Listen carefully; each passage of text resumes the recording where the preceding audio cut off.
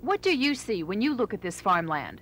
Probably not what Brett Johnson sees. What I see basically is a park that you will walk into and you'll be transformed to that time.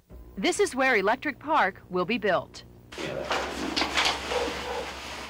Johnson and David Palmer are members of the Historic Amusement Foundation, the group spearheading the project. This is the area that would be more like a Riverside or a Rear Review. As we looked over the proposed layout of the park, Palmer and Johnson told me Electric Park is getting closer to becoming reality. 13 rides, including this roller coaster from Ohio, have been donated. A design and engineering firm has been selected to do all the plans. The business plan has been completed. The next step, finding the money.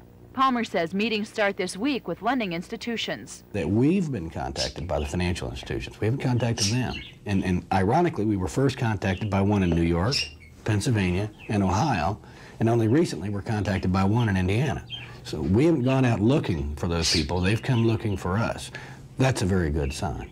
Borrowing $25 to $30 million to fund the project doesn't make Palmer and Johnson too nervous, since they're confident the not-for-profit organization can pay back the loan. They believe the amusement park industry is profitable, and Indiana will support such a venture. It's going to have a tremendous amount of economic impact on the area. We're talking about 100 to 125 full-time jobs, 1,500 to 1,700 part-time jobs in the summer, not to mention all the spin-off businesses that will be created as a result of this. And hey, we think it's more fun to drive 35 miles from Indianapolis than it is to drive 120 miles to some other park in some other city. So let's keep the business here in Indiana. This is an overwhelming project, isn't it? When you think of all the aspects of it and the fact that we're trying to get it done within the next 3 years, it's fairly awesome, yes. But it's a dream come true for Johnson, who's been interested in historic rides for years.